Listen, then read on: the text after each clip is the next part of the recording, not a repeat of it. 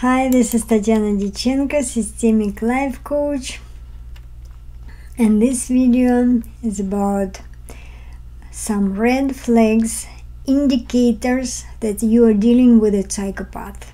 Don't miss them and pay attention while dating. This is continuing from my New Zealand story about Tim and his ex-girlfriend, immigrant Ella. Tim says, soon after I started email communication with Ella, I decided I may as well meet this woman. So drove to the South Island and we met for the first time. For me it was exciting but very awkward, and I had no idea what to do, being a shy and non-worldly man in terms of relationships. After meeting that morning, for the first time, we went to lunch, and I was both excited and petrified. She was excited too, and she was very nice and sweet. The stage was set. Later that afternoon, we were in a private home I had been given the use of by a friend of mine, and everything was fine. And all of a sudden, she changed her tone of voice and abruptly asked me to immediately take her home, indicating she may or may not ever see me again. I, of course, agreed and prepared to drive her home, and I was disappointed. This is famous tactic of a psychopath or narcissist tendency to blow hot and cold.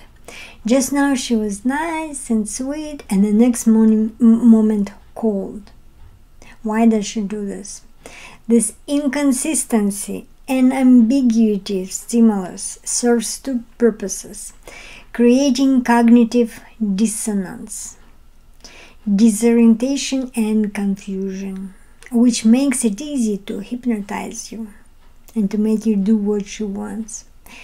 Quickly manipulating with emotion, she may trip all defenses. And the second purpose is trying to test your boundaries, to decide if you are good enough for her, if it's worth time and energy to give you such an honor to be her supply. And next, Tim said, I went to the kitchen to get my coat and car keys.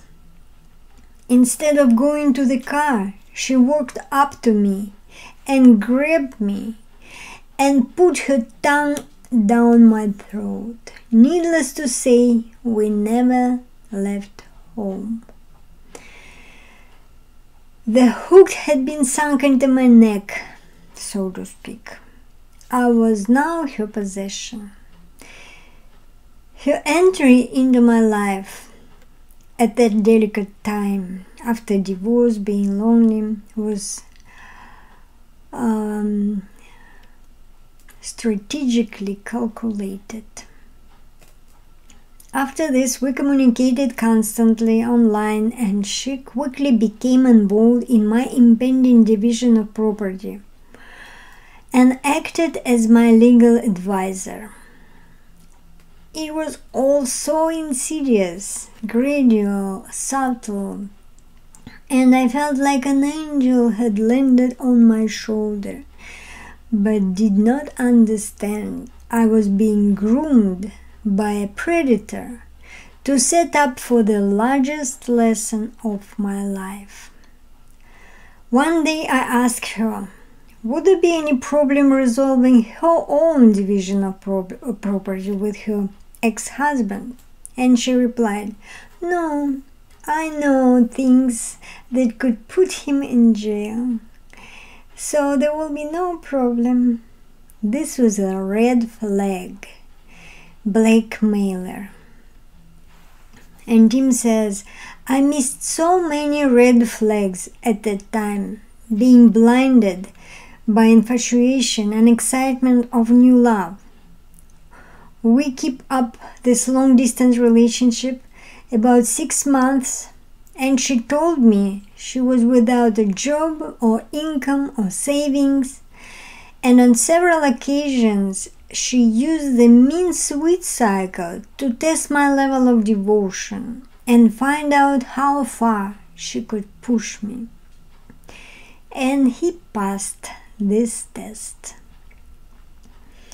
And he got this honor to be her supply. This usually involved straightforward financial exploitation using her womanly charms or the eyes treatment, followed by renewed titillation. Trauma bonding at its best. And conclusion is, you need to read these warning signs when you're dating. This is threatening behavior towards her ex. It means she will do the same towards you. And the ice hot treatment.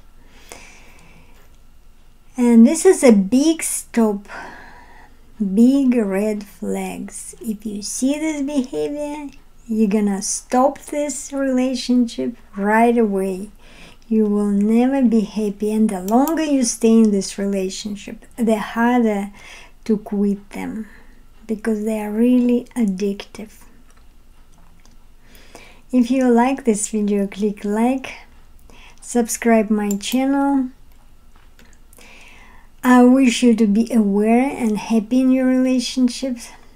See you next time. It was Tatiana Dyachenko.